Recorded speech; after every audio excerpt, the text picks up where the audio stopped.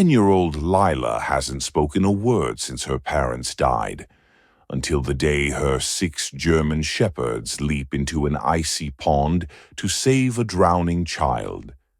Now, with her voice returning and her dogs hailed as heroes, Lila must fight to keep her family together when the world tries to tear them apart. The little white house at the end of Willow Lane looked like any other home in Hyannis, with its peeling paint and overgrown flower beds. But inside lived the most remarkable family. 6 German shepherds of varying ages padded softly through the rooms, their nails clicking against the wooden floors as they followed 10-year-old Lila like furry shadows. Ever since her parents died in the car accident 8 months ago, Lila hadn't spoken a single word, her voice locked away with all the other broken pieces of her heart. Her grandparents, Eleanor and Thomas, did their best to care for her, but their grief was heavy too, and money was tighter than ever with 6 large dogs to feed. Each morning at dawn, the dogs would arrange themselves outside Lila's door, waiting patiently for any sign she might be ready to face the day, their ears perking up at every tiny sound from her room. Captain, the oldest and wisest of the pack, always took his place closest to the door, his amber eyes full of quiet understanding as he listened to Lila's muffled crying. The house itself seemed to grieve along with them, the walls echoing with memories of laughter and barking that no longer filled its rooms. Outside, the world continued turning as if nothing had changed, but inside that small house on Willow Lane, time stood still for a broken little girl and the 6 loyal dogs who refused to give up on her. Eleanor sighed as she placed the final can of dog food on the nearly bare pantry shelf, her wrinkled hands trembling slightly under the weight of their situation. The stack of unpaid bills on the kitchen table seemed to grow taller every day, and Thomas's pension check barely covered the mortgage anymore, let alone the expensive veterinary care 6 aging dogs required. Lila sat at the kitchen table, her small fingers tracing the scars on Captain's muzzle, while the other dogs lay at her feet, their warm bodies pressed close like a living blanket. She didn't need to hear her grandparents' whispered conversation to know what was coming. The word adoption hung in the air like a dark cloud threatening to burst. That night, after everyone had gone to bed, Lila crept downstairs and did something extraordinary. She divided her own dinner into 6 equal portions and filled the dogs' bowls, her silent protest against the impossible choice her grandparents faced.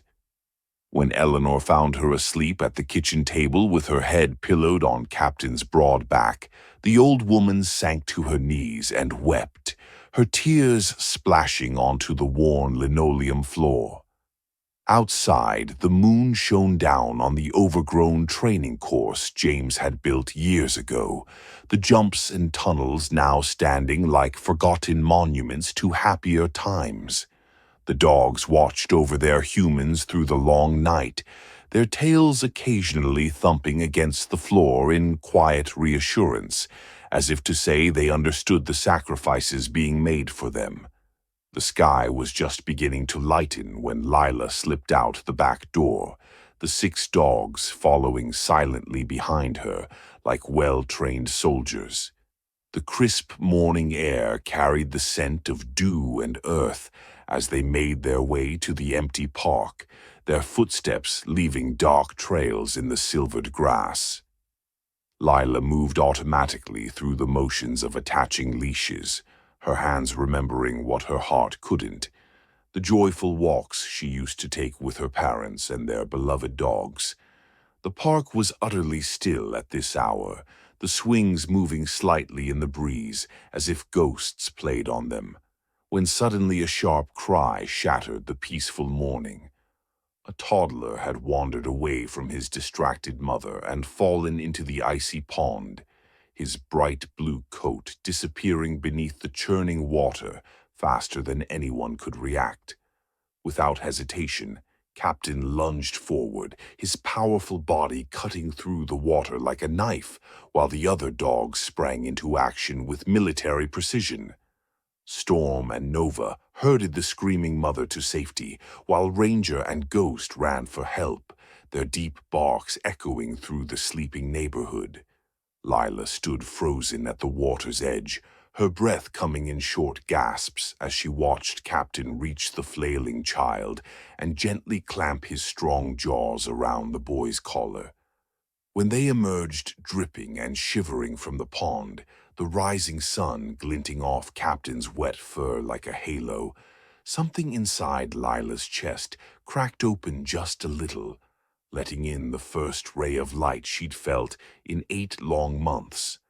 By lunchtime, their quiet street looked like a movie set, with news vans parked haphazardly along the curb and reporters jostling for the best camera angles. Between inside the house, window hopping and hiding under furniture, as strangers knocked relentlessly on the front door. Eleanor fielded calls from talk shows and news programs while Thomas stood guard at the door, his normally kind face set in uncharacteristic sternness. Lila sat at the kitchen table with Captain pressed firmly against her legs, his warm bulk a comforting anchor as chaos swirled around them. A particularly pushy reporter shoved a microphone in her face and demanded, "How did you train these amazing dogs?" triggering something deep inside Lila that hadn't surfaced since the accident. She stood so abruptly her chair toppled backward, and in a voice rough from disuse but clear as a bell, declared, "My parents trained them." The room fell silent except for Captain's tail thumping rhythmically against the floor, his doggy smile seeming to say he'd known her voice would return when she was ready.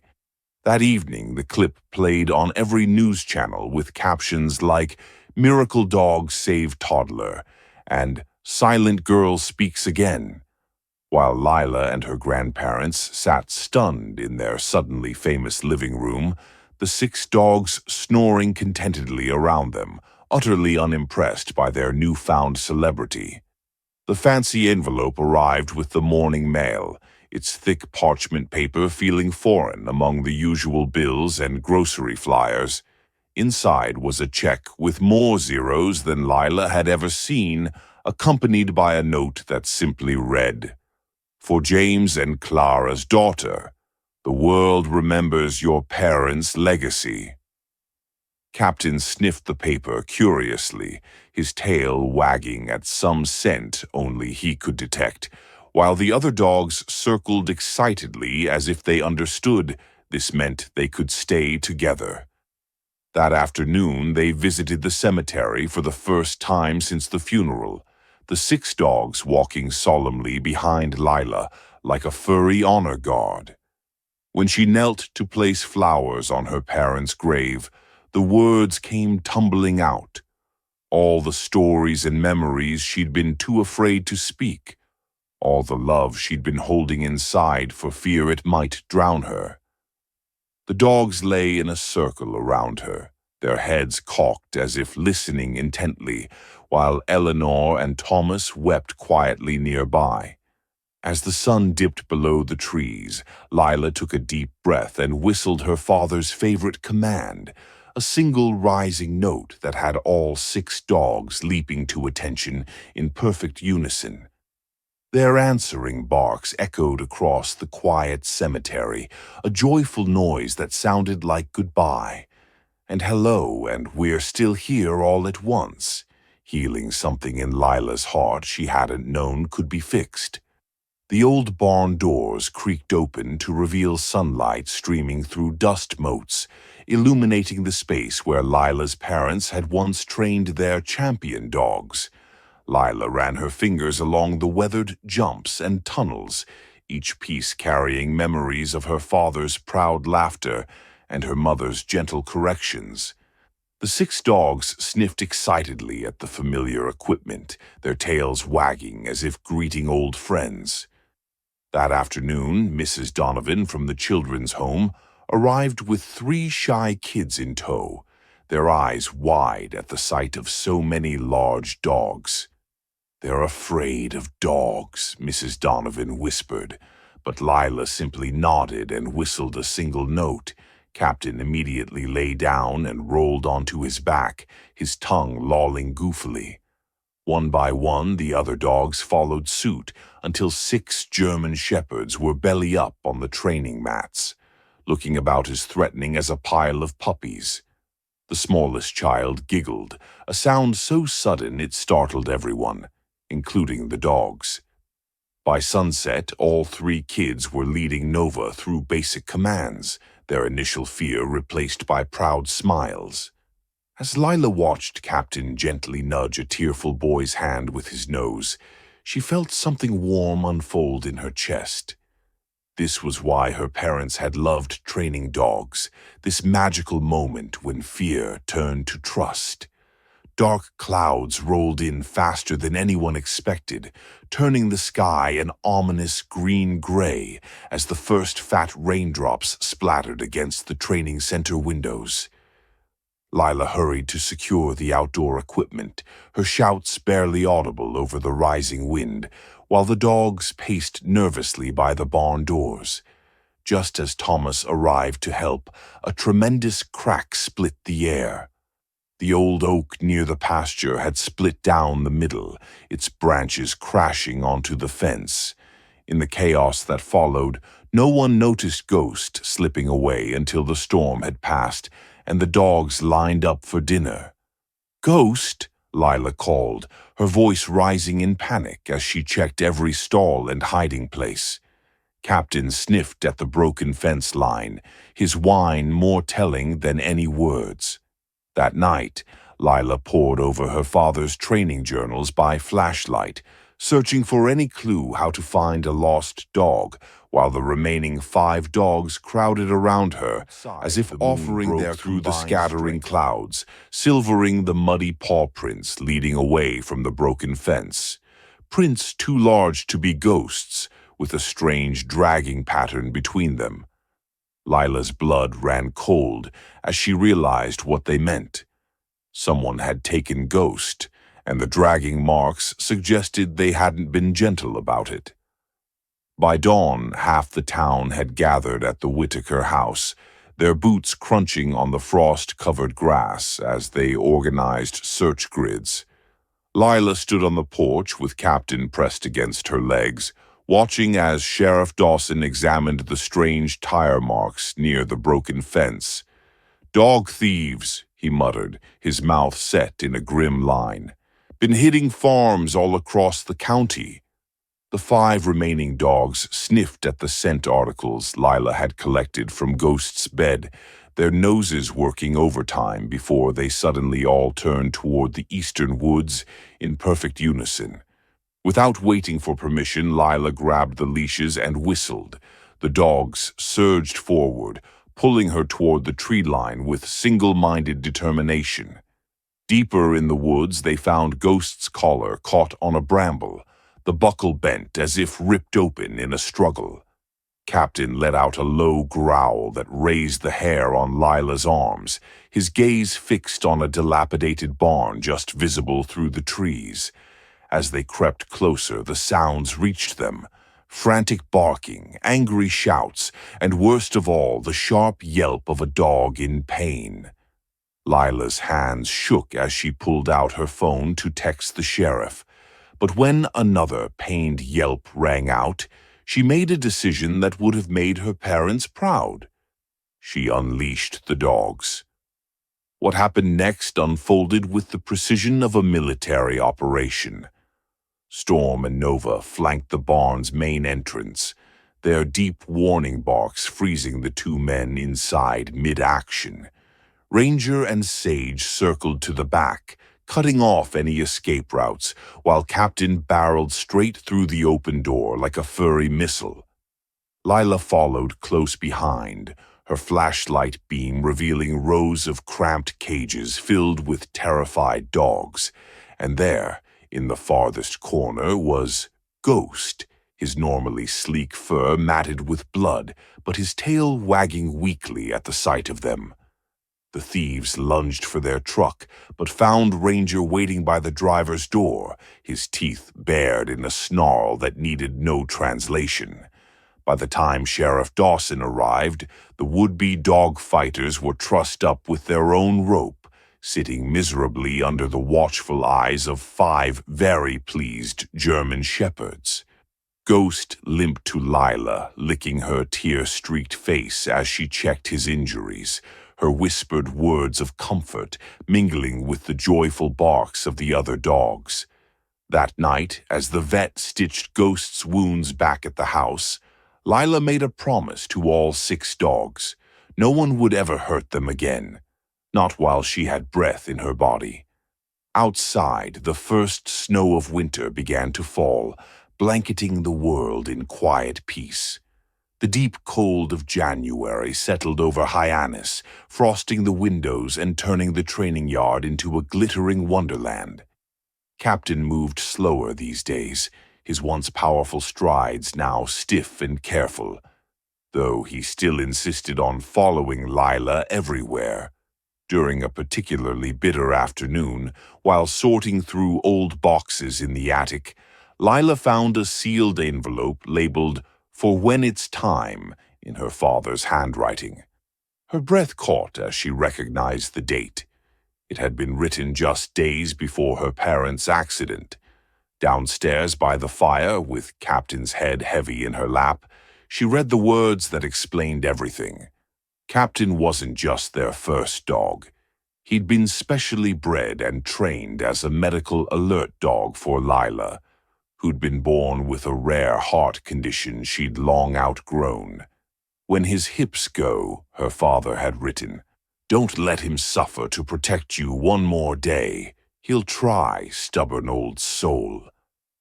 Lila's tears fell onto Captain's muzzle as the old dog licked her fingers, his tail thumping weakly against the rug, as if to say he'd do it all again without hesitation. That night she lay beside him on the dog bed, her arms wrapped around his still strong shoulders, listening to the fire crackle and the wind howl outside. 2 hearts beating in the dark, one slowing down, the other breaking and healing all at once. The morning dawned unusually warm for February, the snow melting into glistening puddles that reflected the pale blue sky. Captain struggled to his feet with a soft whine, nudging Lila awake before the sun had fully risen. Something in his eyes told her what today would be, the last of their 1,000 walks together. They moved slowly through the waking town, Captain sniffing at each familiar spot with extra care, his tail wagging whenever neighbors came out to pet him one more time. At the park, he surprised Lila by leading her off their usual path to the old oak tree near the pond, where he began digging. When his paws hit metal, Lila dropped to her knees to help, and unearthed a time capsule her parents had buried years ago, filled with training ribbons, puppy collars, and a video labeled "For Our Girl."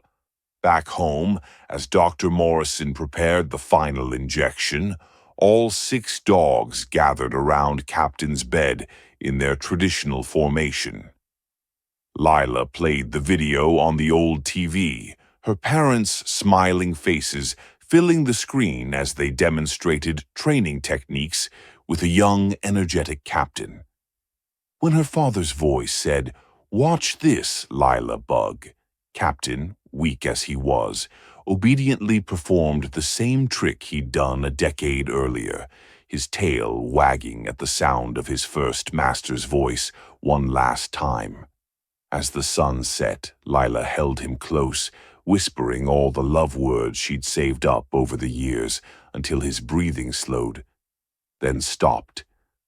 The other dogs howled in unison, a haunting sound that carried through the open window and across the town that had come to love him too. Spring came reluctantly that year, as if nature itself mourned Captain's passing. Lila moved through her days like a ghost, automatically feeding the remaining 5 dogs and running training sessions, but her heart wasn't in it. Storm had taken over as alpha, but he kept glancing toward Captain's empty bed, as if expecting him to return. The worst moment came when Lila found a single worn tennis ball behind the sofa, Captain's favorite, its surface grooved by his teeth over countless games of fetch.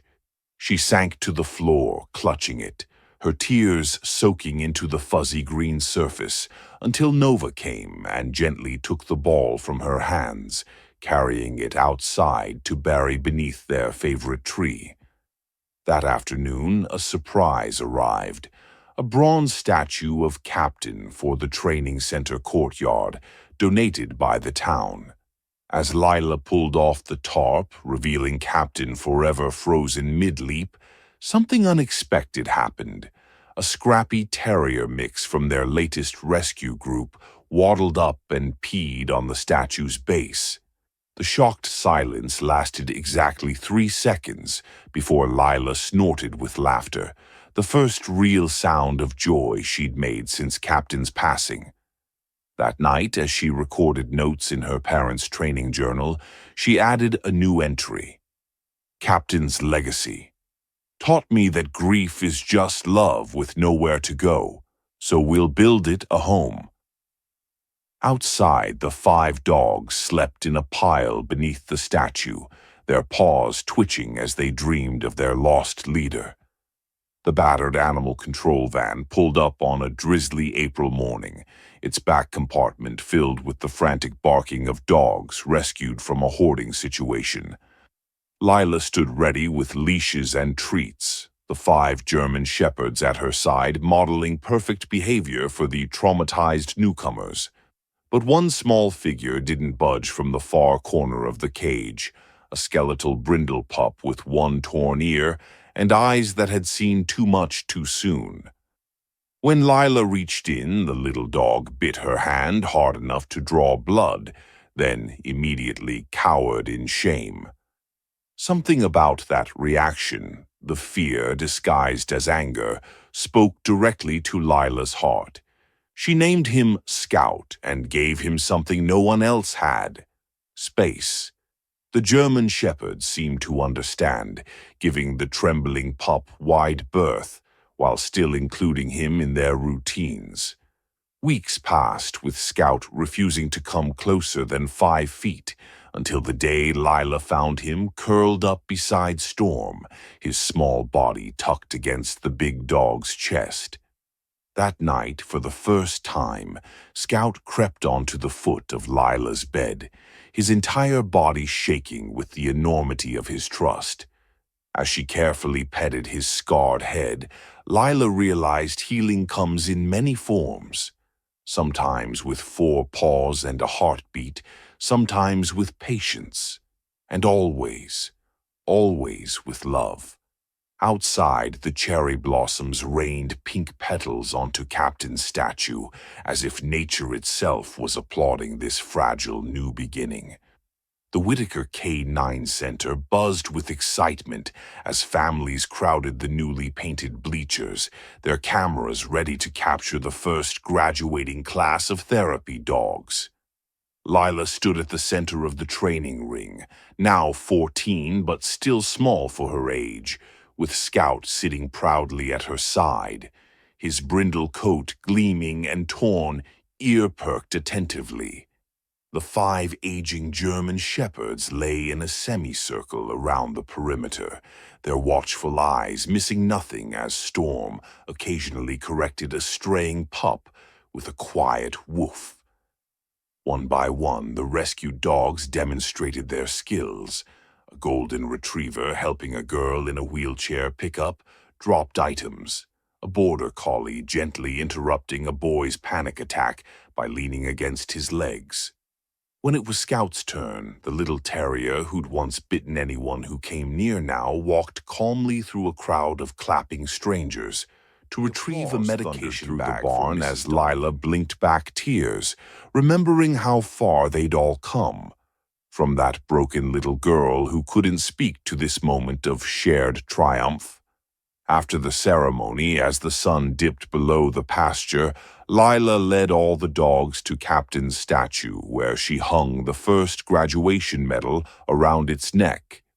The German shepherds lifted their muzzles in unison, howling a tribute that echoed across the fields, while Scout wiggled happily in Lila's arms, his tail thumping against her chest in perfect rhythm with her heartbeat. Years later, when the last of the original 6, Old Storm, passed peacefully under the same oak where Captain had left them, the entire town gathered at the K9 Center to say goodbye.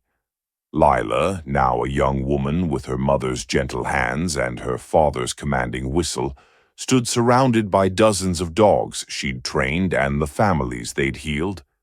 As Storm was laid to rest beside Captain's memorial, something extraordinary happened. Scout, now gray-muzzled himself, leaped onto the stone wall and let out a long, undulating howl, unlike anything they'd heard from the terrier before. Every dog present, from the tiniest Chihuahua to the newest German Shepherd trainee, joined in, their voices weaving through the twilight like a living tapestry of love and loss. Lila didn't try to hush them. She simply knelt in the grass, her hands buried in the warm fur of 2 eager puppies, and added her own voice to the chorus. The sound carried across Hyannis, causing neighbors to smile knowingly and children to pause their games. A reminder that some bonds never break, they simply change form.